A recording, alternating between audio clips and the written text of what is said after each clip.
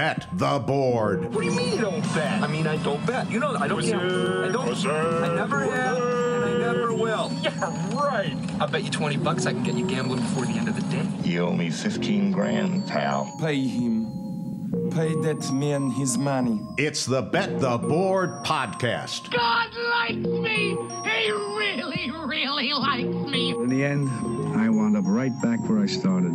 I could still pick winners, and I could still make money for all kinds of people back home. And why mess up a good thing? Here's Payne insider and Todd Furman. The college football season waits for no one, and for the first time in Bet the Board podcast history, we'll do some deep dives leading into the 2023 season with your Group of 5 conferences before we get into the big boys, most likely culminating with the SEC.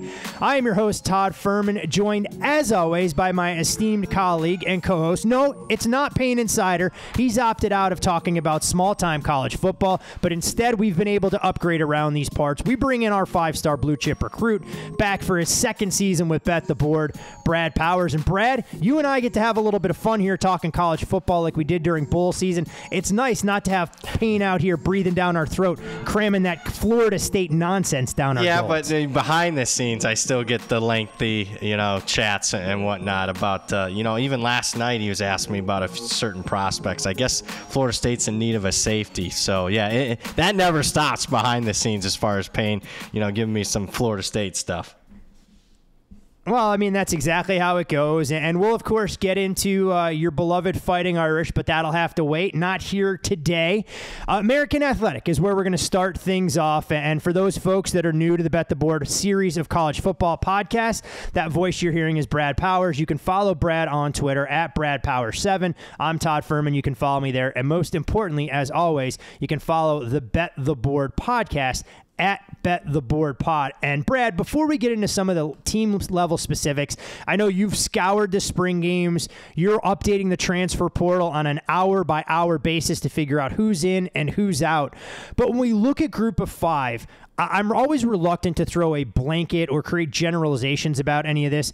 Should we be expecting a decline in the overall quality of play, given how the big boys are essentially treating Group of 5 programs as their farm system? And is it something that is going to manifest not just this year, but a trend we're going to see emerge in the current college football landscape? Yeah, you and Payne sent me that question, and it's a really good question. I hadn't really thought of it too much, so what I did is I went back through my power ratings since I've been doing them, individually out on my own the last 8 years, and I just did an average power rating, end of season power rating for Group of 5 teams only, and there has been a downtick. Now, keep in mind, the transfer portal is getting hot and heavy with each passing year, so it's something that would have showed up maybe at the earliest 2021, 2022, in my opinion.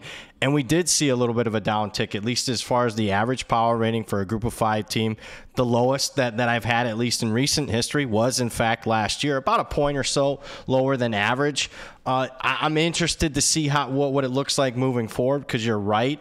And we'll even talk about it in today's podcast. And, a few of the better players in some of these teams elected to hit the transfer portal and were picked up by SEC teams even post-spring. So I do think it does impact these Group of 5 teams that some of their best players are leaving. Now, they are supplementing them with some good FCS, some good D2 players, but obviously there's those players, even the best players at that level are still not at the same caliber, in my opinion, as a really good G5 starter. So I think it's something to look forward moving forward. So, betting advice is, I'm not blindly betting anything, but maybe I'm a little bit less reluctant to play on a lot of G5 teams maybe early on against some Power 5 teams. I don't know yet. I think this transfer portal is still relatively new, and I need a little bit of a bigger data sample size in order for me to bet a lot. Well, you mentioned the transfer portal, and that, of course, is going to be the buzzword throughout the course of this show as we get into some of the individual team breakdowns. But for you, as a college football bettor who lives and breathes this stuff, you've forgotten more college football than I'll ever learn in my entire adult life. Do you feel it creates opportunity for you as a bettor when you're looking at some of the season-long markets in week to week, that it'll take books a little while to catch up? Or do you find that it creates even more of a hindrance trying to get a grasp on exactly who's on those rosters and how different they're going to look from some of the spring games you've watched until all of these schools reconvene for fall camp? As usual, it's a little bit of both in this market. It's not necessarily black and white. It's a little bit of gray. So, yeah, I think it creates more opportunity, but with that opportunity, there is a cost to it, and the cost being time. And you have to do more homework. I find myself, I am doing more prep work this year than I ever have before. Does that going to equate to I'm going to have my best year ever? No, but I think, last year, I will say this, looking back and reflecting, I did have my best offseason as far as summer betting last year. I thought that a lot of the markets were soft, and especially if they're going to be, this race instead of to be right, the race to be first instead of to be right, and these books having a lot of stuff opened up in mid-May now compared to what it was, 5-10 years ago where you had to wait almost till the 4th of July. Certainly that creates opportunity, but it kind of, the cost for me is I got to do less and less, it seems, in the basketball realm. And it might even cause me to really put that on the back burner starting next year, where I can't do hardly any basketball betting. I just got to, as soon as the national championship game is over and football and the Super Bowl is complete, I have to start working on football for the upcoming season. It's wild how the space has changed and evolved, and I had no intentions of going on a tangent by any stretch of the imagination, but to your point, I think back when Game of the Years would hit the board in early July out here, and it was a feeding frenzy for guys like yourself that were going down to Tony Miller's establishment at the Golden Nugget. You were going to the South Point to try and take advantage, and I can go even further back when I was behind the counter at Caesars, which feels like an eternity ago. Granted, we were never first to market with anything, so it does come with that caveat, but we didn't think about putting college football win totals up until early August, rather than trying to run and clamor for a share of bankroll in May.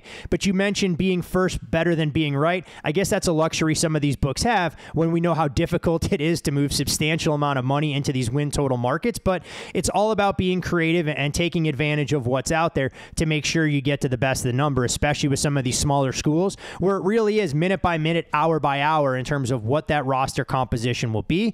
And to your point, you don't get to hang it up for more than a week or two after we crown a national champion. It's diving right back in, figuring out what those depth charts are going to look like, how these teams are going to address some of their deficiencies in the portal. And I come back to that age-old quote, with great privilege comes great responsibility. And for a guy like yourself that is the best in the business when it comes to college football, there's no doubt that resonates and has to hold true. Certainly does. Great privilege. I thought it was great power comes great responsibility. Wasn't that the old Spider-Man quote?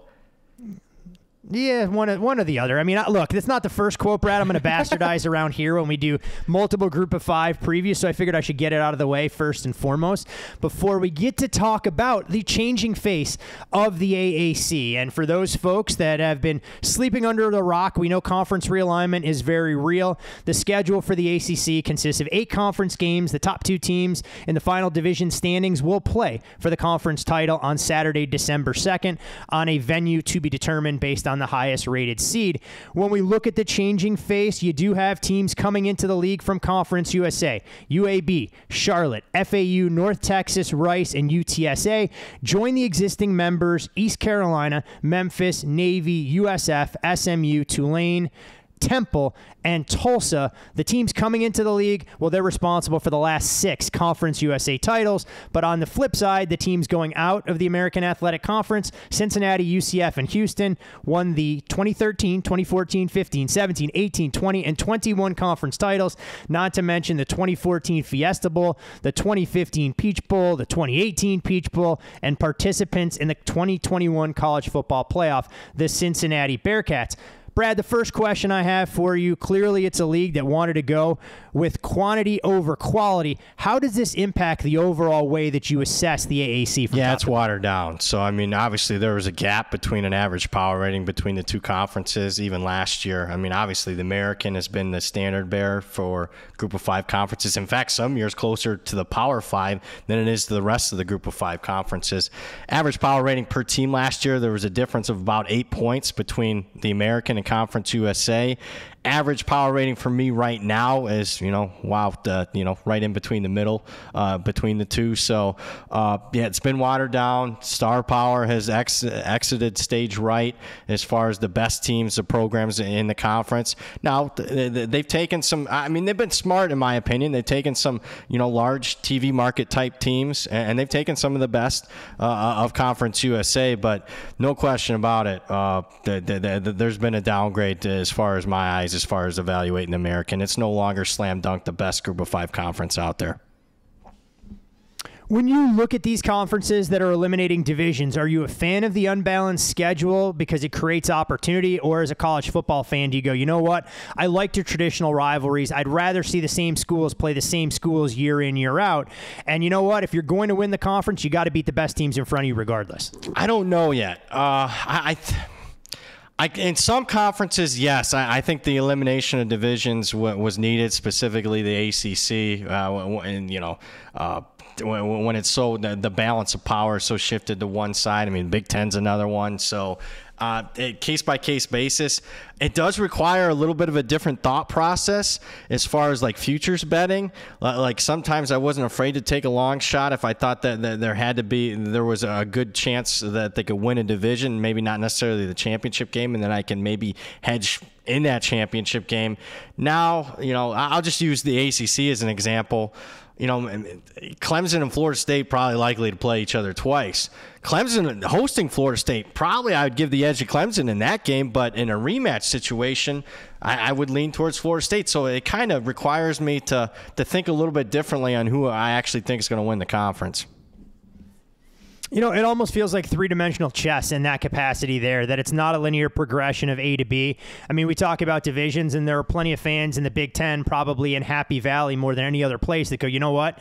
Divisions have run their course. We need an opportunity to try and get to the top of the heap. Whereas if we had an address in the Big Ten West, there's a very real possibility that Penn State would have found themselves in a lot more conference championships above the Wisconsins and the Northwesterns of the world.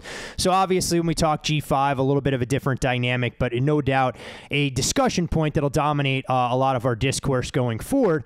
And when we mention some of the new schools coming in, obviously there's increased familiarity with some of those programs or teams learning one another's tendencies. First-year head coaches at new schools for AAC members. Brad, half the league has experienced turnover. You have 7 first-year head coaches that are coming in, but we can go one step further. Only Mike Bloomgren at Rice and Willie Fritz at Tulane have been on the job for more than 4 seasons entering the 2023 campaign, and 9 of the 14 AAC schools are either in their first or second season. So rather than going through each of these individually and grading some of the hires, we can play a little bit more modified game of buy and sell. When you're looking at the way things go in terms of the new coaches, is there a name you're buying at his new program, and is there a coach that you were left scratching your head going, what the hell is this program doing with who they've instilled to take them into the new era? Start with a positive. I'm actually buying Tom Herman at Florida Atlantic. I don't think Tom Herman's that bad a coach. I actually didn't think he did that bad of a job at Texas. I know there was more relationship issues. You got to deal with the boosters and alumni at Texas. I think the Quinn Ewers recruiting saga hurt him a little bit. But as far as on the field, thought he did an okay job at Texas, at least the recent historic compared to what they've been as a program the last 10, 15 years. And I certainly think Tom Herman's an upgrade over Willie Taggart. So I am buying that one, and I'm actually buying it right away because he does inherit a very experienced roster, unlike some of the other new coaches that we'll be talking about today. And then he did something, in the transfer portal that I thought was really smart. Post-spring, he went out and got Casey Thompson. He's familiar with Casey Thompson, recruited him. So he's got his quarterback immediately. So I am buying Tom Herman in Florida Atlantic. On the other side, I am selling, this one's obvious, you tipped it with your preamble. I am selling Trent Dilfer at UAB. I'm selling it this year. I'm selling it long term. Inexperienced roster for this year. Inexperienced coaching staff. I know it's an outside the box hire. I actually like one outside the box hire that was made in the American at Charlotte. This one I don't understand. And look, okay, it's a different type of hire. So if I'm Trent Dilfer, I lack experience as far as head coaching at this particular level. I've only been a high school head coach. So what does he do at OC and DC? He brings in even more inexperience. I mean, he hires his DC that was at Lipscomb Academy in Nashville with him. He's going to be his DC at UAB. And he hires Chris Mortenson's son to be his OC. He was just an Alabama analyst last year. So I am really, everything that was built up, all the positive momentum that Bill Clark put forth in that program over the last almost decade. I mean, they were done. They were, they got rid of the program. He brought it back and they won immediately. All that could be out the window and just one really bad hire for UAB. So not buying it. I was stunned, honestly. And maybe stunned's not the right word because it's a little bit stronger than what I should use here, but that Brian Vincent didn't get more consideration for the full-time job. Look, I understand that UAB prides itself on winning conference championships, and maybe there's things behind the scenes that they didn't feel Vincent was going to be able to uphold the standard that Bill Clark built in the program, getting them the new stadium, resurrecting them when it looked like all things were bleak as far as UAB football was concerned. But that was a guy last year that had a brutal stretch of one-score losses and a coin flip here and a coin flip there. Suddenly the Blazers aren't 7-6, but it's a team that's 9-4. We're probably not even having this discussion. When you look at the metrics, and I'm just talking, yards per play, yards per game, it's just stuff like that. I mean, that was more like a 9-10 win team. You mentioned it. Literally a couple plays go their way. Wins 9 games. I got to think that he gets the permanent gig. So, it shows you that, sometimes it's not about how good you are. It's just, there is a little bit of luck involved. And, man, for UAB fans, I think it was poor luck. I think I would have liked to seen a little bit more continuity from that Bill Clark era because it was so good for that program. I'm sure Bill Clark would have liked to seen his guy get the job at least for a couple more years. That was surprising, and I'd always love to know the politics behind the scenes in terms of what went on, if the administration leaned on Bill Clark to go, hey, look, who do you want to tab as your successor to be able to continue the tradition and build the right way, especially as we go into a much more difficult league. But alas, here we are with Trent Dilfer, a first-year head coach, not just at UAB, but at college in general. You mentioned one program, and we're not going to deep dive them or really touch on them other than briefly, in Charlotte, bringing in Biff Poggi. Not a young man by any stretch of the imagination. At 63 years of age, was the associate head coach at Michigan for the last couple of years. But Brad, it's extremely rare that a man takes over a Division I football program and has hedge fund manager listed somewhere on his resume. Yeah, that one you would think, he's old, he's over the hill, it's a young man's game. It hasn't been a head coach at that level that I'd be selling that one. I'm not, and maybe I'm overreacting to something I read last year, but there was a great story in The Athletic about Bill Poggi and what he meant to Michigan. And he was kind of, I'm going to butcher this word. I even practiced this. And man, Payne and you guys will get after me. It's from The Godfather, the consigliere. I know the G is silent. He's basically the advisor, the counsel to Michigan football. And they actually credited the turnaround for Michigan to Bill Poggi. And not necessarily Harbaugh changed or anything. They said this guy, when the players had an issue, or even coaches, the other coaches on the coaching staff had an issue, they went to Poggi first before Harbaugh. So I'm intrigued by it because there was another school in the state of in that Carolina area, North Carolina, South Carolina area, that did something similar about a decade ago. Moglia, the Coastal Carolina coach that was the hedge fund manager, or the CEO, I think, of TD Ameritrade. He had great success. So, and he was older as well. So I kind of like this hire. I like it. It's outside the box. And what do they have to lose? They're not UAB. They haven't been winning conference championships. They haven't done anything since they moved up to FBS.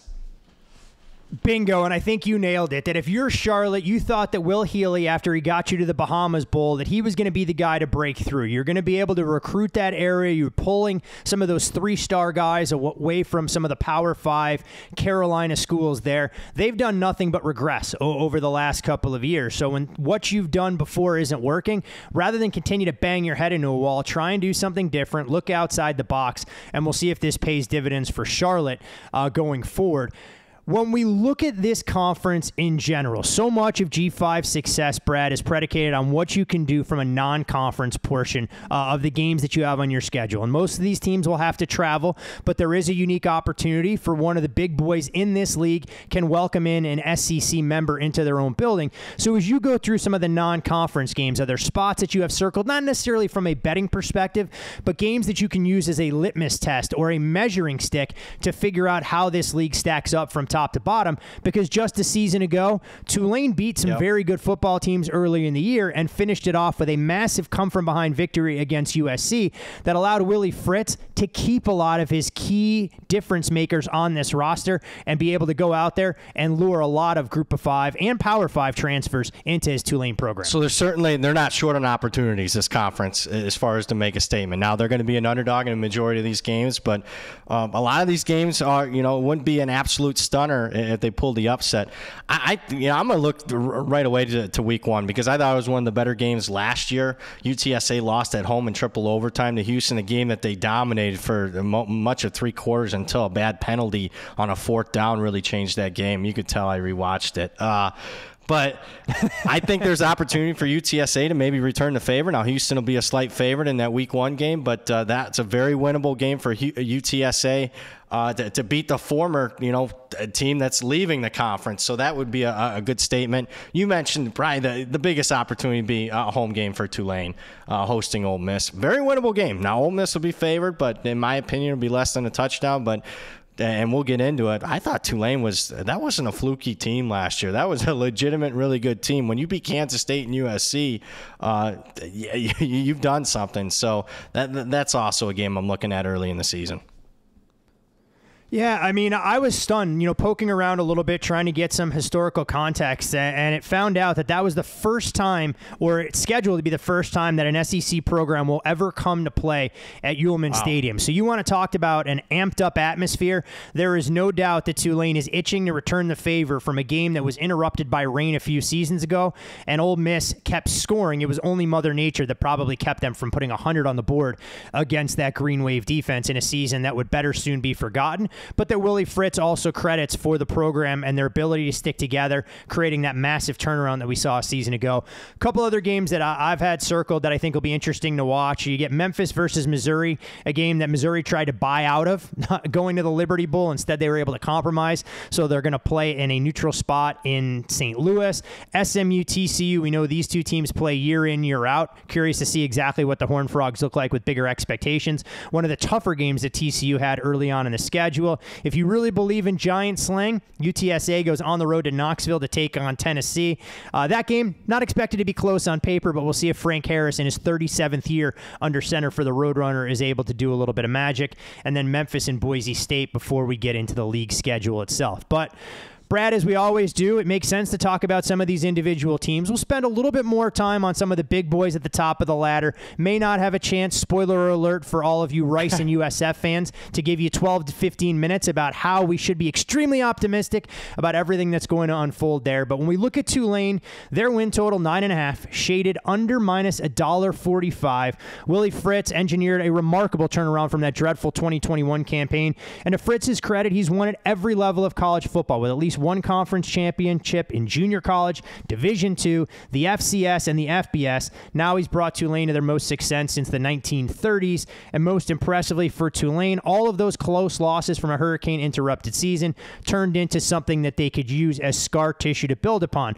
But it's not all roses for the Green Wave. They lose 2 players to the NFL in Tajee Spears and Dorian Williams.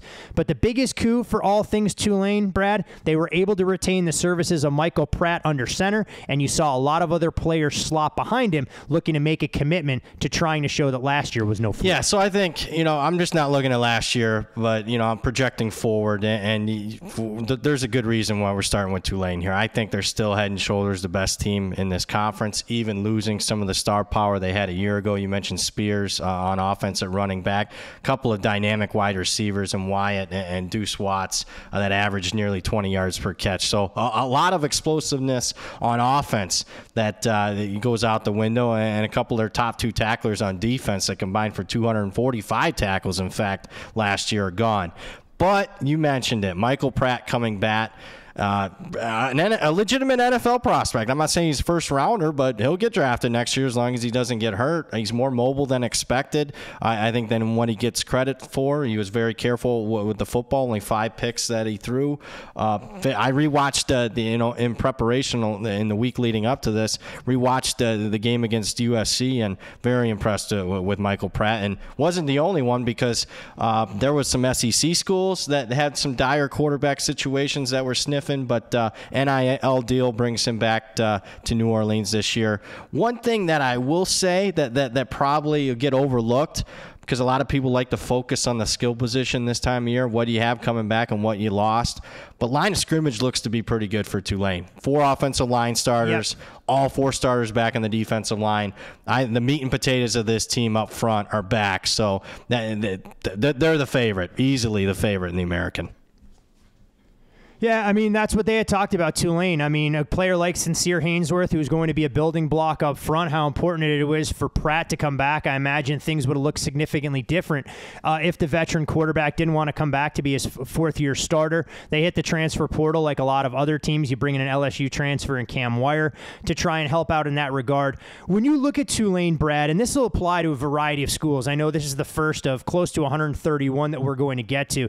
Does it ever concern you when a team exceeds odds makers' expectations to the level Tulane did last year, and how they're priced going into a season? Because we know typically what goes up must come down as far as how the betting markets evaluate these sides. It's an excellent question. And obviously when you had 2 polar opposites, their last 2 seasons couldn't be further opposite from another. I mean, 2-10, probably the most hard luck team in the country. I mean, they're living in a hotel in Birmingham, Alabama for a month during the season. They got to order Uber Eats. They don't even have a gym to work out in. They got to go to like the LA Fitnesses of the world. And then last year they have their best season in almost a century of football, at least 80 years. So what are we going to see this year? Obviously there'll be some regression from last season. You mentioned it. What do I think how the market will get priced? They'll probably be a little expensive because why? I mean, Tulane was they didn't just cash a season win total over last year. They were cashing on an individual game basis. I mean, 12-2 against the number. I mean, anybody that was betting Tulane last season felt pretty good, and their pocketbook got bigger betting Tulane. So it's not always, but oftentimes I see teams that were the best ATS team in the country one year get a little bit overpriced coming into the next season. So on an individual game-by-game basis, I'm intrigued to see how Tulane gets priced. My expectation is they'll get a little bit overpriced. The one thing I can tell you with 100% confidence, even before the market opens, Tulane will not open this season at 25 or 30 to 1 to win the AAC like they did a season ago. So not exactly going out on a limb to say that, but there is no doubt Willie Fritz, one of the best coaches in the country, does more with less, and the fact that he was able to stick around with that program, they showed confidence. They reaped the benefits. We'll see if Tulane is able to handle that level of prosperity. From New Orleans to Dallas we go for the SMU Mustangs, who see their win total listed at 8 flat. A team that's loaded up with transfers from a few former coaching stops as Rhett Lashley and his coordinators leaned into some of those previous relationships. Lashley signs a boatload of Miami transfers, a number of guys coming over from Liberty, where defensive coordinator Scott Simons had previously coached. The biggest thing, though, for the Mustangs, Brad, isn't just losing Rashee Rice, who goes in the second round of the NFL draft at receiver, but we see a change at quarterback, and I'm curious to get your take. Tanner Mordecai to Preston Stone.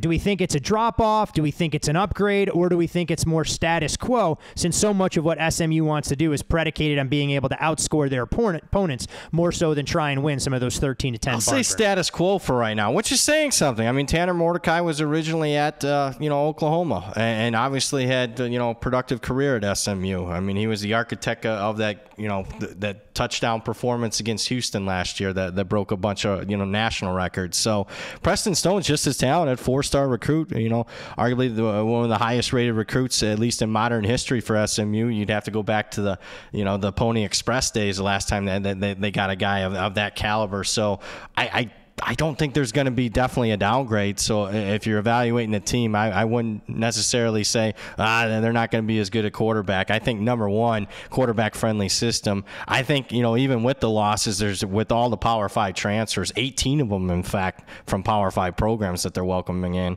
talent upgrades surrounding Preston Stone, I think that this will be one of the best offenses, at least in the American. When you look at the way that this team is going to have to respond defensively, obviously SMU has never been known for what they're going to bring as far as NFL caliber talent on that side of the ball. I mean, is this group going to do enough, or is it simply just being slightly below average? You hold your opponents to 28 points and hope that Rhett Lashley's punch on the offensive side can go out there and outscore So they're everybody. light on experience. They lose their top 4 tacklers. They do like the Nelson Paul kid. He's pretty disruptive, had 9 TFLs a year ago. A lot of transfers coming in. Jordan Miller from Miami, a linebacker from Liberty and Walker, a nice cornerback from West Virginia and Charles Woods. So I think they can be better, but that's not saying much. I think you hit the nail on the head, though, once again, Todd. It's not necessarily about being a great defense or even a very good defense. It's just getting enough stops and letting your offense win you some games. So I think that has to be the goal for this SMU defense. Hey, I mean, there's a number of programs. I mean, it's the era we live in college football. I mean, I joked with you when we went to the Knights-Oilers playoff game. I said I long for days where it's a defensive-minded hockey game, much like I do in college football, where some of these games end 16-10 and you could comfortably cash totals that are under 42, not worrying about nonsense late in games. Not exactly the recipe for success for SMU, or I'm not sure they'll ever be involved in a game with a total in the 40s, at least for the next 5 to 10 years for the way the program is trending. But no doubt when you look at SMU, win total at 8. Big things anticipated, at least from the betting market. UTSA, this was a win total that was up on the board and is no longer out there. I believe the powers that be had a field day trying to pick this thing apart. When we look at Jeff Traylor, and what he's meant to this UTSA program, I mean, we didn't even talk about him when we previewed some of the coaches that were out there. But I mean, this is a guy that has been thrown around often for some of these higher profile jobs, hasn't elected to take them, and now gets a chance to show his mettle with a program that he's transitioning to a bigger league. Obviously, Brad, it's a heck of a lot easier, despite your merits as a head coach, when you have a starting quarterback back under center who returns to campus for not his first, not his second, third, fourth, fifth, sixth, but his 7th season that Frank Harris will lead this Roadrunners offense. Yeah, if there is one of the new incoming Conference USA programs that has the ability to compete right away, and not just compete, I'm talking compete for a championship, it's UTSA. I know, not shocking. I'm taking the two-time Conference USA champ, but I'm talking legitimately. I think they'll be fine stepping up to the plate here. They got the coaching. You mentioned Jeff Traylor. I think he's one of the more underrated head coaches in the country. I think the next big Texas job that opens up, whether it's a TCU, a Texas A&M, he gets serious consideration with this. The former big-time high school coach in the state of Texas and what he's done at UTSA. They have the returning experience with 15 starters. You mentioned Frank Harris, already the all-time passing leader in the history of UTSA football. Not a long history, but still the 7th season, and you've been a starter for a majority of them. That's saying something. And then they have the talent level. So if you're not a person that follows recruiting closely, UTSA's been recruiting very well. And in fact, this year's incoming class, maybe it doesn't impact them so much this year, but down the road, starting next year, top class in the AAC, not just of the newcomers. I'm talking overall, even beating the SMUs and the Memphises of the world. A number 59 recruiting class for a school like this, that's their best ever. So I don't think this is slowing down anytime soon. They have a lot of weapons around. Frank Harris, Barnes, solid running back, Cephas, Clark at wide receiver. I like their tight end Cardenas. But there was a key transfer post-spring. I was gonna ask you about that. Go ahead, share that, because I know a lot of people that are reading some of the more widely available previews that are out there may not be privy to this kind of information. I'm glad you brought that up too. Yeah, so there will be. It is Preview Magazine season. The problem is those guys have deadlines in like early May, and I'm not sure they can't. Caught all the guys that hit the portal. Franklin, the wide receiver, and if you're not familiar with Zachary Franklin, this is a guy that's the all-time leader in UTSA history, has over 3,000 career receiving yards, hit the portal in late April. He's one of the most coveted prospects out there, at least at the wide receiver position. So That was a major loss for UTSA. What's it worth to their overall power rating? Quarter point or something like that. But, I mean, it is one of those non-quarterbacks that's, should move a line, quarter point, half point on your overall team power rating. Yeah, and you know what? Hey, credit to you because you mentioned previous season in the magazines. Full disclosure here, that's something that I had overlooked in writing up some of the notes to try and go into this. And you go, well, you don't want to talk about Zachary Franklin and the impact he's going to have on the UTS offense because he's not going to be there. We look at the Roadrunners program in general. I mean, 23-5 over the past 2 seasons, 17-1 versus Conference USA members, and clearly a game that we highlighted that'll go a long way in defining their season. That road tilt at Houston week 1. You look at their non-conference schedule. Home against Texas State. They'll get a weekday game against Army in their own building and go to Tennessee before a bye week, and they kick things off in their inaugural campaign in the AAC. So always fascinating to see how certain teams are built to make that transition, and UTSA, at least on paper, appears best equipped not to have a major hiccup or roadblock as they pivot from Conference USA.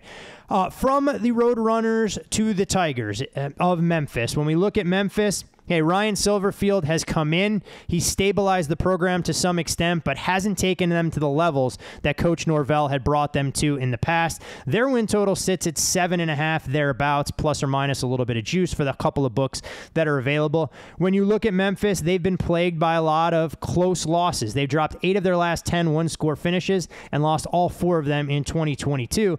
And as you go through last season, they had a losing streak that some of it was of their own doing. They were unable to hold big leads. You saw some very unique finishes, and I don't think there was any more enigmatic college football game, Brad, than what we saw against Houston last year, a game that I know I turned off in real time and did a double take when I was studying some of the box scores the next day.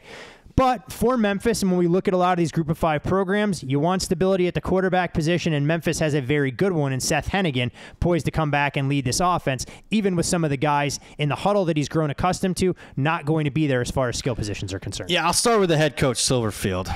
And maybe I'm not being fair, and maybe I'm speaking too much in generalities, but I have found over the last decade plus, really following on a team-by-team basis college football closely, I'm just not a huge fan of offensive line coaches once they get that head coaching job, that head coaching gig. There's just something that doesn't translate. I don't know if they're too old school from an analytics aspect, but I mean with Memphis, I'm not sure that it's necessarily bad luck. I think there's poor management there on why they're losing some of these close games. So that worries me a little bit. You mentioned though Seth Hennigan, a multiple-year starting quarterback returning, leading rushers back. I am concerned, though, as far as their other players, and I know this is in the weeds a little bit, but they lose their top 5 receivers. 3 of them transferred out, so I start questioning, why are some of these guys transferring out? When your quarterback's back, your head coach is still there, why are you transferring out? And what really concerns me is watching a bunch of spring games over the course of the last month. A couple of these guys that transferred out, it really impacted SEC schools. The tight end, Prescorn at Ole Miss, was the talk of their camp. He's going to start over the USC kid from a year ago. I mean, they acted like he's going to be one of their top weapons. So that would be a major loss for Memphis. Watching the Florida spring game, defensive battle. One of the key defensive players was this 6'6", 340 defensive tackle from Memphis and Cameron Jackson. He was the talk of the Florida spring camp. So those are 2 pieces that maybe don't move the needle for most people, but just watching the spring games, I mean, those might be bigger losses than expected. And this is a Memphis team who is good against the run but has struggled mightily against the pass, and that may not even be strong enough words when you look at some of their pass efficiency numbers over the last couple of seasons. They couldn't slow you, Payne, and I on our best days in our athletic prime in any capacity.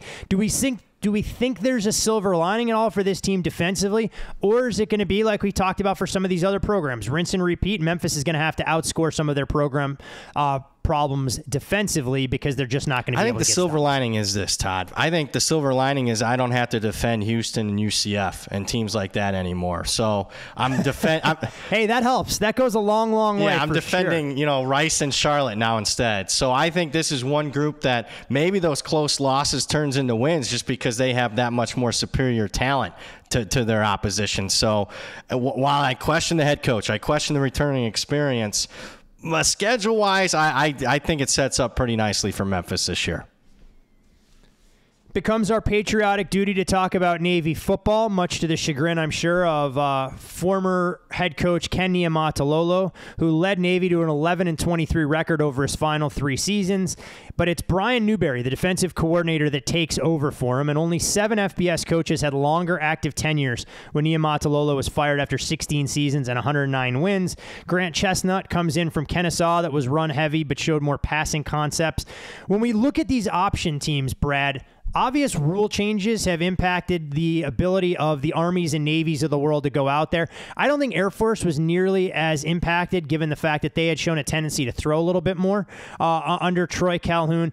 But Navy, going through a little bit of a regime change, do we think there are growing pains for the middies, or is there reason to be optimistic about what they're going to be able to accomplish? Because you look at their win total set at 6.5, juiced over right now. That suggests that, hey, middies fans, you guys are going back to the postseason and going bowling as long as you get to that elusive. Yeah, so it's a little bit of both. Let's start with the win total. That's going to surprise some people. In fact, it opened 7. There was some early money on the under there. I know one book, not much. I won't say a lot of. I'll say early tickets, not necessarily big money. Because is it tickets plural, or is it early tickets singular that drives that off of that opening number? Is what I want to know. Fair enough. I don't know. I know I'm struggling, and it's just not me betting. I'm trying to get multiple people trying to get down, and we're struggling. I'll put it that way. You shouldn't be surprised. 2 fronts. Why their win total is at least Navy's expected to be back in a bowl game for the first time since 2019. I'll start with this. Returning experience, 16 returning starters. That's a lot for any team. That's a hell of a lot for a service academy. In fact, I went through it. I was like, man, when's the last time Navy returned 16 starters? I went back, as far as my records go, 1990. Couldn't find a year where Navy returned 16 starters. There's a couple years with 15, but they're really experienced. So start there. And they're one of these other programs, I think, along with Temple and in East Carolina and whatnot, those middle-of-the-road American teams, are going to benefit from these influx of lesser talented Conference USA teams. And Navy struggling to compete on a year-in and year-out basis against the Cincinnatis and the Houstons of the world. Now they're playing a little bit lesser competition should help them. And you got to like a lot of the players back. I rewatched in prep for this, the Notre Dame Navy game. I like Fofana at fullback. I particularly like the defensive side of the ball, where Newberry was coaching last year as the DC. Ramos at linebacker, safety lane. They do lose that Marshall kid that was a major disruptor for them, but I like the pieces coming back for Navy. I don't like how they handled the firing of Coach Ken, firing him in the locker room at the Army game. You want to talk about a game of inches? What happens if Navy wins that game in overtime? It came down to a fumble at the goal line. If they beat Army, is Coach Ken still coaching? It boggles my mind sometimes at these decisions. Yeah, it just leads you to believe that there was obviously a lot more to it than just that particular result, that it was knee-jerk at the time or whatever exchange went on between him and some of the higher-ups at the academy. But a bizarre story on a variety of fronts. When you look at Navy, what's interesting about the middies is they'll play 4 games this year where they'll get advanced prep. They play Notre Dame in week 0, albeit overseas in Ireland. A bye week 1. They get a little bit of a layup against Wagner. Then they'll play Memphis. They get another bye week before they get into the meat and potatoes portion of their schedule.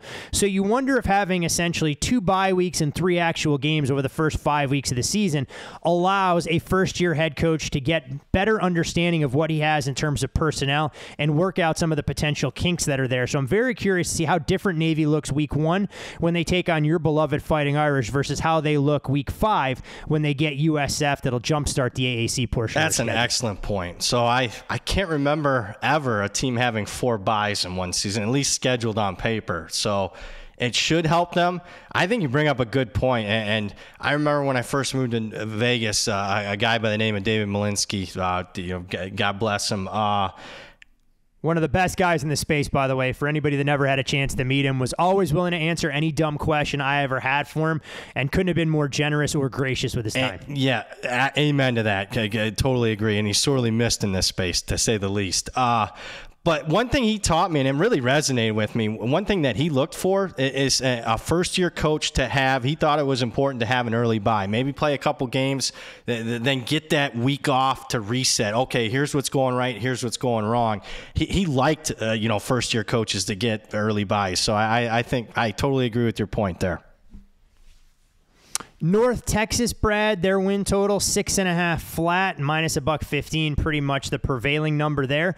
They go through a change at the top of their regime as well. Out is Seth Luttrell, making way for Eric Morris, a former head coach at Incarnate Word, and spent 1 year at Washington State as their offensive coordinator, as clearly they saw change in Denton, Texas. The schedule, well, that does them no favors for their first quest through the AAC, but you want to talk about a team ravaged by transfers, this may be the poster child, and even the most diehard, inveterate North Texas fans are going to need a program the first time this team goes out there to start taking live. Yeah, I mean, even if they're following along during spring, they're going to have to get out a program because a bunch of their key guys transferred out of spring. So I think that's a big negative, obviously, for North Texas. Interesting decision. I mean, they did play in the Conference USA Championship game a year ago, and they still decided to fire their coach. But I guess if you're moving a conference and you want to do it, you got a new athletic director, I guess that was the time to cut ties. I know the new coach, Eric Morris, wants to probably throw the football, play a little tempo, but I think for this year, let's run the football. Your top 3 rushers are back. I actually like all 3 running backs. Bunch of starters back on the offensive line, 4 of them. But man, the losses that they suffered in the receiving game, their second leading receiver, Jair Shorter, was a big play guy. You don't believe me? How about 27 yards per catch? 11 touchdowns on just 23 catches. He goes to all... It's Conference USA defenses. There's no defender within 10 to 12 yards. We know how this Still, works, that's Brad. I don't care if you're on air to catch 23 receptions, 11 of them going for a touchdown. I mean, that's impressive. He goes to Auburn, so Auburn thought enough of him. Third leading receiver, their tight end Gums, goes to Arkansas, another SEC school. And then on defense, where they lose 5 of their top 6 tacklers, Larry Nixon, a guy that had over 100 tackles last year, he transfers to Auburn, not after last season, post-spring. So I think because of what we saw post-spring, I'm looking to fade North Texas, at least on the short term. Yeah, you mentioned Nixon and Shorter both going to Auburn. Shorter was held out of spring dealing with an injury. Nixon, though, was taking all the first-team reps, and he was leading the defense out there. So I have to imagine Eric Morris saw him kind of as a crux and a focal point for everything that they wanted to do in his first campaign defensively. He graduates from North Texas and basically gives the peace out sign. I'm headed to SEC football to see what life is like on the other side of the coin. Another program that comes over from Conference USA, and I know it's a broken record, is FAU. You talked a little bit about Tom Herman and the expectations there as he steps in for Willie Taggart. An excellent article for anybody that wants to go back and read it in The Athletic, just kind of getting a sense of where Tom Herman's head's at from the transition and being at some of the biggest programs in the country to taking a year away and looking to build back, getting his work-life balance together, saying, I love it here. I mean, this place has all the ingredients. It's an up-and-coming product. Obviously, Brad, you being from Ohio, it's a little bit more glorious when you're 3 miles from the beach in Boca than when you're spending the winters in Columbus, even if you can't win national championships down there. But when you look at Herman, he's won 71% of his games and finished in the AP top 25 4 times in 6 seasons. But the one thing we saw year in, year out with Herman when he was at some of those power programs, he would beat the teams he wasn't expected to beat as an underdog, but always seemed to struggle when the expectations were at their highest. He was, but the good news is he'll be more of an underdog, at least this year at Florida Atlantic. So I think that'd be a positive. And we've seen Herman come in both Houston and Texas and win immediately, at least improve the team's record from the previous regime. You mentioned where's his head at? Where's the rest of his body at? And you wouldn't even recognize Tom Herman if you've seen a clip today. The guy's lost at least 50 pounds, at least. Guy mentioned how much better he feels about himself. He's changed his lifestyle. I mean, there's pictures circulating of his team throwing him into the ocean there. Apparently, Brad, he didn't want to go with the sloppy look that Lane Kiffin had adopted at Boca, and it took Lane going to Ole Miss and being in Oxford to clean up his act. That is in the weeds. Yeah, he had to hire like a yoga coach and stuff because he put on so much weight at Florida Atlantic. But yeah, totally reversed. One thing we already touched on this team a little bit earlier, but I think he can win right away. Number one, he's an upgrade over Willie Taggart. He returns a ton of experience, 17 starters. Casey Thompson, I think, will be a great fit. I didn't mind Daniel Richardson. I just think Casey Thompson's better. Yep. So I think they're fine there. They got a nice running back, 1,000+ yards last year, and Larry McCammon is coming back. Everybody's pretty much back on defense, 18 of their top 20 tacklers. I think if you're looking from a betting perspective, if you're looking to bet a little to win a lot, I know everyone listening wants to do that from time to time. This might be a long shot in conference play that I wouldn't be stunned makes a run towards it. With that being said, that opening season win total I thought was a little too optimistic. Had them at like 7.5. I mean, I was expecting a lot for them to come into this conference and win 8 games. So that I thought was a little high.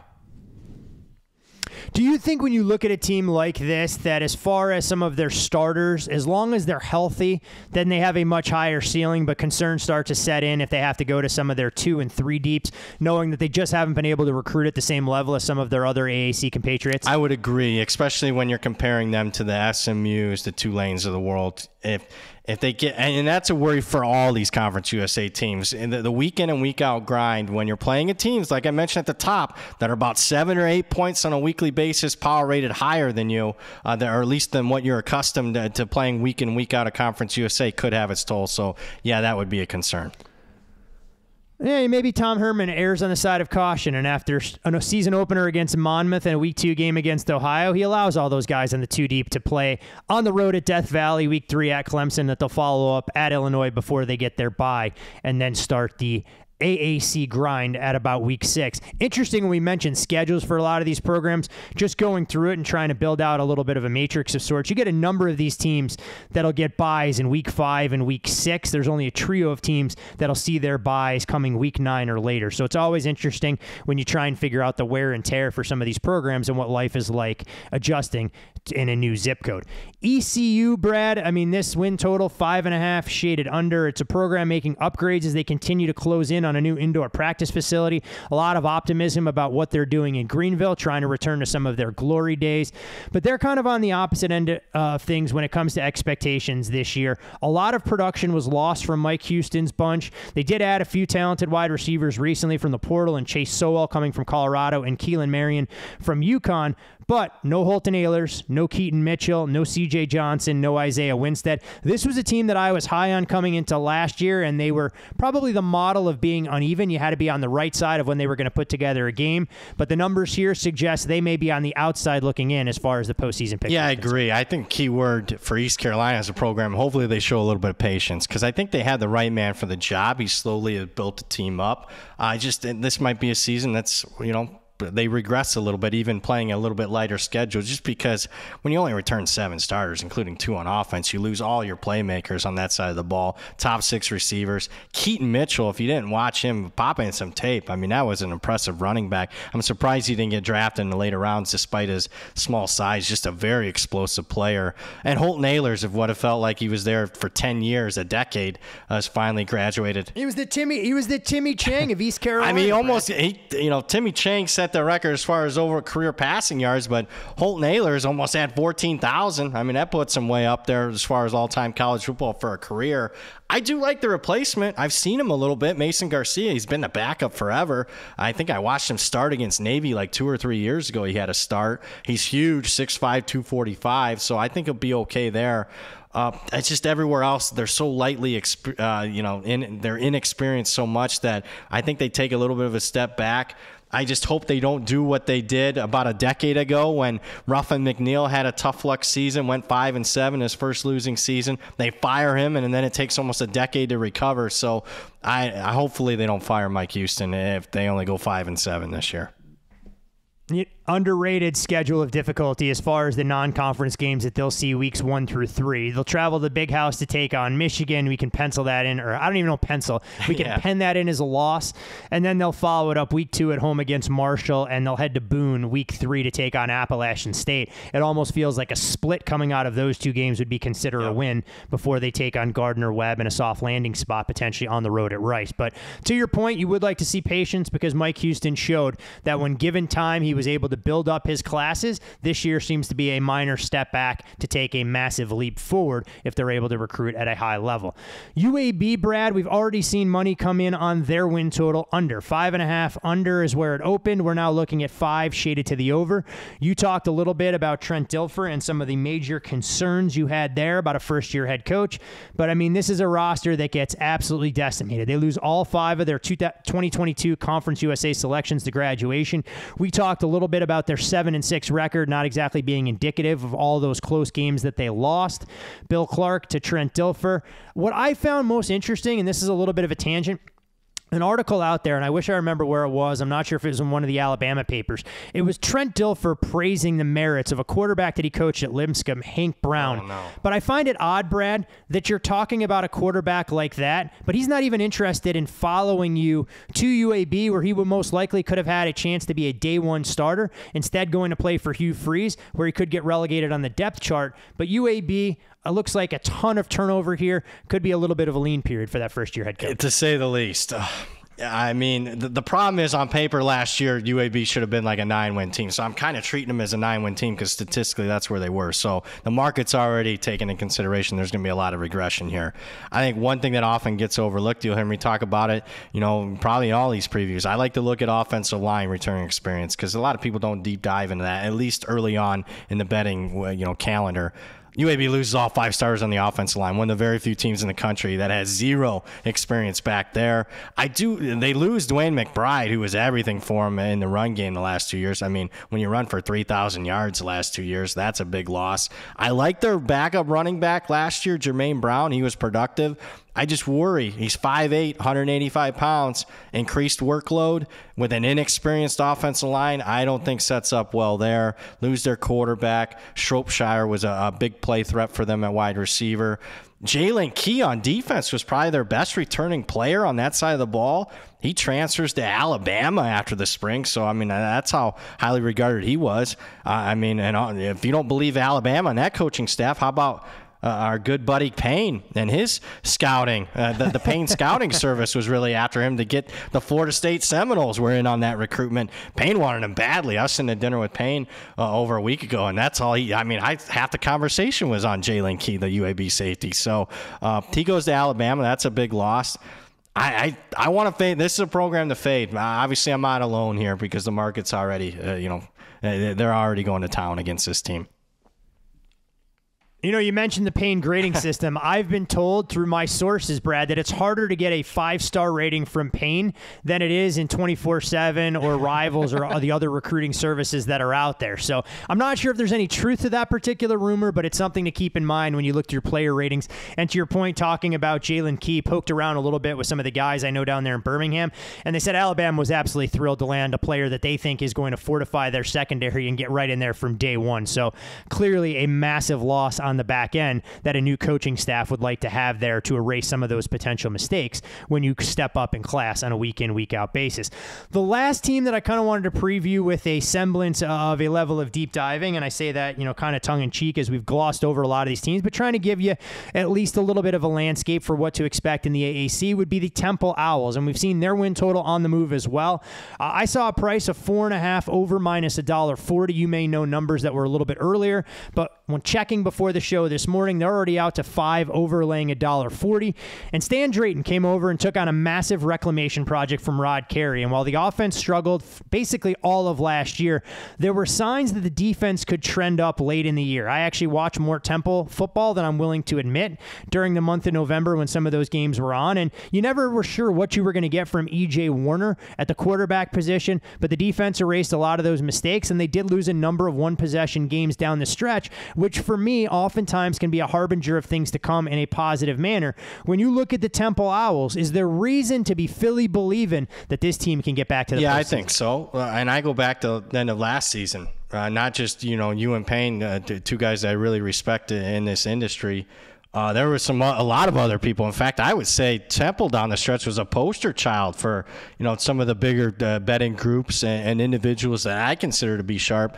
Loved this Temple team down the stretch, and they rewarded them. They covered 5 of their last 6 games. It was a team that was kind of even off my radar, but they really progressed and got better as the season went along. They got a lot of talent coming back, 16 returning starters. Kurt Warner's son, E.J. Warner, had an up-and-down season, but still as a freshman, when you complete 61% of your passes and you have a decent touchdown-interception ratio, I mean, he'd like to cut down on the interceptions a little bit. I thought he looked fine. I was watching the East Carolina game in the last week. I mean, he more than made enough plays to win that game. So I think this is a bye team.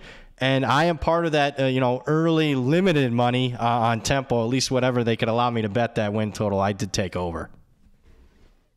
Yeah, look, I mean, Stan Drayton was one of those hires last offseason that you went scratching your head. You try and had to figure out exactly where he had coached before, but maybe the perfect guy for the job. We know recruiting at Temple hasn't exactly been easy. It's a program mired in mediocrity and being at the bottom of the basement in the past. So they fell on hard times after Matt Rule left, and when he handed the baton to Jeff Collins, they bottomed out with Rod Carey, and maybe Drayton can be the guy to bring that back to middle-of-the-pack status. And to be a broken record here, Brad, like you've pointed out to us, another team that'll benefit immensely from losing the likes of UCF, Houston, and Cincinnati off their schedule, taking on teams from Conference USA if they're able to get things done. A game that we'll watch for Temple early on in the campaign to see how far they've come. A road trip to Piscataway to take on Rutgers. If they're able to pull that game off, I think there's reason to start believing in what the Owls can accomplish. As far as the rest of the AAC is concerned, I know there are prominent fan bases in Houston that root for the Rice Owls, or in Charlotte that are rooting for the 49ers, whether it's in Tampa looking at the USF Bulls and Alex Golish in his first trip there, or of course Kevin Wilson trying to make Tulsa football fun, something that we haven't seen the last couple of years. What are some of the things that stand out for those 4 teams? And I don't think there's a deep dive really required for any of that. Well, deep dive a little bit. Rice, wink, wink. Wait a couple minutes for that, and they might have some actionable advice on Rice. Tulsa, I like the Kevin Wilson hire. I also like their quarterback, Braylon Braxton, a young kid that played at the end of last season. He flashed a bunch at the end of last year. If you don't believe me, pop in the tape against Houston. Had a bunch of great throws, good athlete there. The worry is not much experience around Braxton. And last I checked, Tulsa still hasn't hired a defense coordinator. They hired one, and then he left for another position. Was he there about 2 weeks, I think? And they went the entire spring without a defensive coordinator. So that's a worry because Kevin Wilson's a great offensive coach and did a lot of great things at Ohio State and did a lot of great things at Indiana, but didn't take defense too seriously at Indiana, and that's my concern so far from what I've seen from Tulsa. USF, I don't know much about Alex Golish. I know he's a Tennessee offensive coordinator, but I'm wondering how much still Heupel was calling plays. The biggest thing that I watched their spring game, believe it or not. They broadcast it. I'll watch it. I'll watch anything. Well, they have 12 fans in attendance at Raymond James Stadium, or do they do something on campus instead? They had it on campus, and they had several thousand fans. Like, they sold out, had to turn people away. I mean, it was I think they played at soccer stadium. They had people all around the soccer stadium. The entire, grandstands were filled. A lot of energy, and they're moving to an on-campus stadium in the next couple of years. So I think that's something that, I caught a glimpse of that. And I could see, hey, they're kind of thirsting to get out of Raymond James, and that might be an early edge for UCF down the line. Other than that, I so many transfers. I think they'll be better than what they've been the last 3 years, but that's not saying much. And obviously, we touched on Biff Poggi a little bit. I do think they lose a lot of their top guys. A kid that to look out for was one of their best wide receivers last year, Elijah Spencer's at Minnesota now. I think he's Minnesota, the Golden Gophers' best wide receiver, at least what I watched in the spring. Yeah, it's pretty wild when you look at, the way some of these players will move, and guys that have been mired on depth charts for some of these Group of 5 teams will have a chance to impact some of the Power 5 rosters. As far as USF football, you'll have to pick the brain of your boy Sean King and see exactly what he believes this Bulls team is capable of accomplishing. But there's no doubt, I still look at them as potentially one of the sleeping giants in the AAC, given the recruiting base that's there. And if you're able to pull talent, you're not going to get the guys that are deciding between Florida Florida State, Miami, and maybe USF to some extent now on that I-5 corridor, but it's still a major market there. There is a depth of talent, and who knows, maybe USF can restore their program's legacy to the heights it achieved under Jim Leavitt when they were inside the top 5 and had a chance way back when to do some very special things. You can follow Brad on Twitter at BradPower7. I'm Todd Furman. You can follow me there as well. Most importantly, follow the podcast at BetTheBoardPod. And if you're really bored, you can also follow the third member of this cohort, Payne Insider, at Payne Insider. But Payne, of course, too good to join us for this. He's still texting me, though. He's got time to text me a couple links during the show, I see. I just checked my phone. Let's peel back the curtain. Let's peel back the curtain a little bit on this. So we're going through trying to figure out our schedule. We had to have a call yesterday, and Payne goes, can we schedule it then? I go, some of us have a podcast to record, so we're not going to be available. He goes, oh, yeah, I forgot about that. I go, thanks. I appreciate you making Brad and I a priority in all of this since you've ducked out of any of these smaller conference previews. And he had the time. He sent this schedule to pull another pull behind the curtain. When did he set this schedule? Like in February, like the day after the Super Bowl? He's like, oh, by the way, on May the 16th or whatever, you guys are going to be starting your podcast doing the AAC. I mean, it's unbelievable. This guy. He did give us advance notice on that, but here's the thing, and I know he's not here to defend himself, but I'm sure he'll go back and listen. He's going to blame me for all this, Brad, because he claims that me scheduling my honeymoon in the middle of July, or I guess at the beginning of July, completely interfered with everything that we were going to do as far as preseason previews were concerned. So you know what? Because I am a team player, I have been Team Bet the Board since day one. I will own some of that. So yeah, it's an aggressive endeavor that we will undertake as far as some of these preseason previews over the coming weeks. But this is also the portion of the program, and to be quite honest, I didn't anticipate we were going to have any truly actionable element, but you never disappoint there, Brad. So as far as looking at some of the win totals, I know these aren't widely available at some of the books, so our loyal listeners are going to have to shop around accordingly, and that'll come with that caveat for a lot of the things that we'll discuss over the next couple of weeks. But where do you see a win total that you feel is worth exploiting for our Bet the Board First, fans? I think it is important to note, like you mentioned, not widely available. Hopefully, as we progress even through these smaller conferences in the coming weeks, we'll have some more books that post them. So this one, I still wanted to have, since we're talking this conference, I want to at least give out some actionable info on individual conferences. And while it's only a few books have it up, we're going to go with a win total. We're going to take Rice under 5. Minus 105, that's the price I'm looking at. This is right now at DraftKings as we're recording this on Wednesday morning. The reasons why. Let's look at historical pricing for Rice. They haven't topped 5 wins in a regular season in 8 straight years. And that was in Conference USA. Now they're stepping up in class to a little bit better competition in the American. Computer power rating for me projects it at 4.6. I actually, you're not supposed to do this, but I still compare them. If I was setting the win total, what would I put it at? I'd probably 4.5 with the heavy juice to the under. I mean, if you had to give me an even number and I had to set it, I would put it at 4. So I do think we got a significant edge here. Looking at the schedule, favored in only 3 games. 2 of them are relatively short, under a touchdown. Significant underdogs, double digit in 5 games. Yes, they have a lot of experience coming back. Yes, they have the almighty JT Daniels in his 17th school. What is this? This is what, 30? Yeah, I would say 37th stop along the way. I mean, the guy is going to spend more time on college campuses than some of these comedy tours that go out there. I'm not a fan of him, just to be honest with you. In fact, I like the kid that was playing in the bowl game last year. I thought they could move forward with him. I don't know what they're doing at quarterback with all these different transfers on a year in and year out basis. So I'm going Rice under 5. When I look at Rice's schedule as well, I think the other thing that I always like to hang our hat on when we try and go through some of these win totals, first off, at 5, it takes 6 wins to beat us. 5, of course, would be a refund and essentially a free loan for the sports books. But a lot of Rice's most winnable games all come on the road. I mean, you're looking at a road trip at USF. You're looking at a road game at Charlotte late in the year that we'll see. And then, home dates that I think probably provide the biggest swing. It's a week 5 and week 6 stretch. Home against ECU, home against UConn. So we'll see exactly what Mike Bloomgren and company can do. The other thing with Rice, this is one of the more difficult jobs in the country in terms of recruiting kids that can play at a high level and compete academically. For those folks that aren't familiar with it, Rice, one of the most underrated academic schools that you're going to find, especially in this league, other than maybe Navy, that we know how difficult life at the service academies can be, but not an easy place, despite being in Texas, to bring in some of the kind of blue chip prospects you need to be able to make a difference conference week in, week out. Smallest enrollment of any school at the FBS. I think it's like right around 3,000 is all.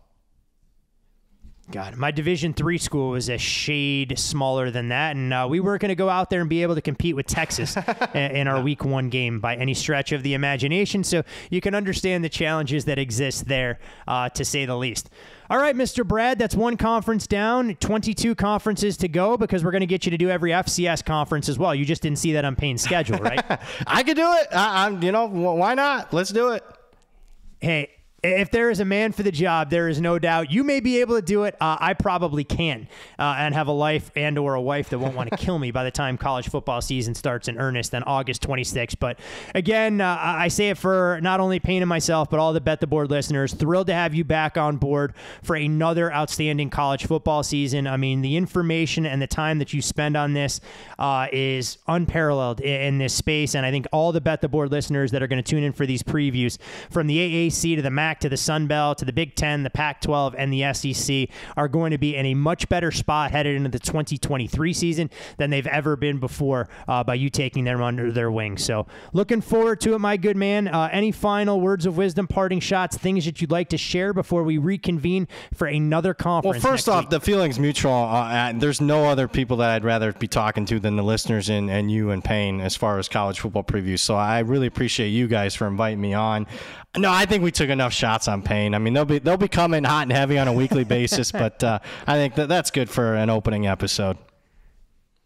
I mean, the good thing is, Brad, we're going to have 5 or 6 of these shows that we can continue to build ammo against Payne, and he won't be here to defend himself. So he's going to have a lot of things to fire back. When we do the first Power 5 conference, we'll have to make sure that you and I can gang up on him as well if he wants to try and defend his honor that he feels has been tarnished in some capacity. But remember, folks, you can follow Brad on Twitter at BradPower7, sharing plenty of great nuggets. And for a lot of these leagues, there's still a ton of player movement. Brad will be the first one to be able to share that with you on social media, as some of these podcasts you get closer to the season might age a little bit. I'm Todd Furman. You can follow me there. You can follow Payne as well at Payne Insider. But most importantly, as always, at Bet the Board Pod, and sign up for the Bet the Board podcast and newsletter. Cardboard chat, stay green. Plenty of ways to keep you guys in action from now until toe meets leather on August 26th. Thanks for listening to Bet the Board. You can catch Todd and Payne every Monday, Wednesday, and Thursday during football season, breaking down the biggest NFL and college football games. And to make sure you don't miss any free best bets, subscribe to Bet the Board on iTunes, Google Play, Spotify, or wherever you listen to podcasts.